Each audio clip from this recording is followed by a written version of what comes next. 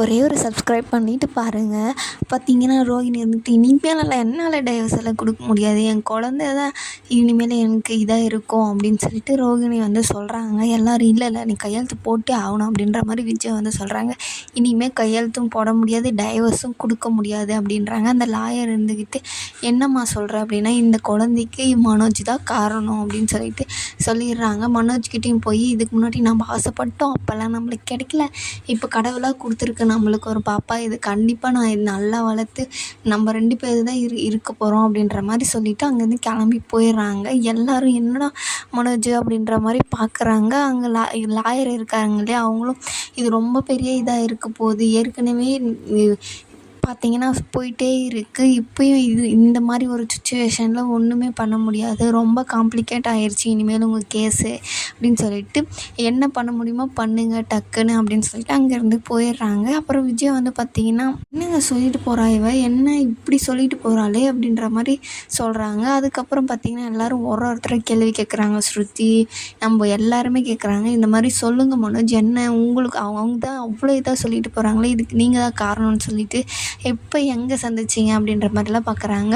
முத்து இருந்துக்கிட்டு இவன் பார்லாரமாக கூட தான் சுற்றிக்கிட்டு இருந்தான், நானே பார்த்தேன், அந்த அம்மா இவனை இது கையிலேருந்து எடுத்துச்சுல, அப்போந்தே இவனுக்கு அந்த அம்மா மேலே ஒரு சாஃப்ட் கார்னர் இருந்துச்சு, இது இங்கே வந்து நிற்கணும் நான் எதிர்பார்க்கவே இல்லை அப்படின்றாங்க. மீனாவும் என்ன ஆச்சு சொல்லுங்கள், இதிலெல்லாம் ஒரு பொண்ணு பொய் சொல்ல மாட்டா அப்படின்னு சொல்கிறாங்க. ஆனால் மனோஜ் இதுக்கு நான் காரணமே இல்லைன்ற மாதிரி சொல்கிறாரு. என்னடா ஆளாளுக்கு எல்லாருமே அவனை பிடிச்சி கேள்வி கேட்டுகிட்டு இருக்கீங்க, அவன்லாம் அப்படி பண்ண மாட்டான் அப்படின்றாங்க.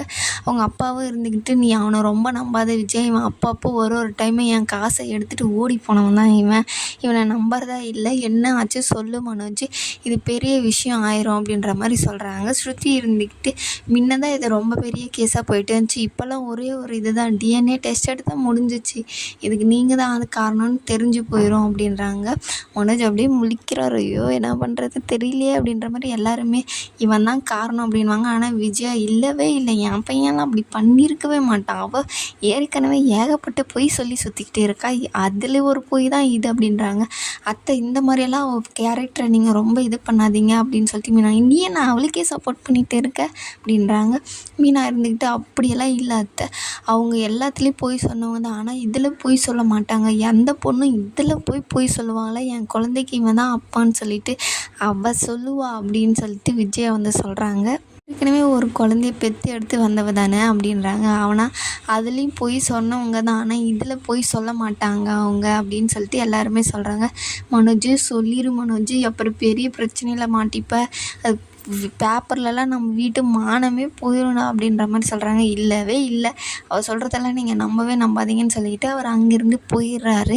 அதுக்கப்புறம் பார்த்திங்கன்னா வெளியே போய் ஐயோ என்ன நடக்குதுன்னு தெரியலையே, நான் வேறு கனகாவை வேறு கல்யாணம் பண்ணிட்டேனே, இதில் ரோகிணி வேறு ப்ரெக்னெண்ட்டாக இருக்காளே அப்படின்னு சொல்லிட்டு பயங்கரமாக யோசிச்சுட்டு நின்றுட்டு இருக்காங்க. ரோகிணி வீட்டுக்கு போனாங்க இல்லையா, என்னம்மா கையெழுத்து போட்டுட்டியா அப்படின்றாங்க. கையெழுத்தெல்லாம் போடலாமா, என்னாச்சு அந்த வீட்டில் இருக்கிறவங்களே உன்னை ரொம்ப திட்டினாங்களா அப்படின்னு கேட்குறாங்க. அதெல்லாம் ஒன்றும் இல்லை அப்படின்றாங்க.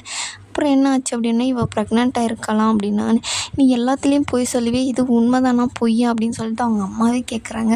இது உண்மை தான் மனோஜை, ஒரு நாள் நைட் நான் அங்கேவே தங்கின கடையிலன்னு சொன்னேன்ல, அன்றைக்கி நடந்தது தான் இது அப்படின்னு சொல்லிட்டு ரோகிணி வந்து சொல்லிடுறாங்க. இனிமேலெல்லாம் நான் அவரை பிரிஞ்சு இருக்க மாட்டேன், இந்த குழந்தைக்காச்சும் அப்பா இருக்கணும் அப்படின்னு சொல்லிட்டு அவங்க வந்து சொல்கிறாங்க.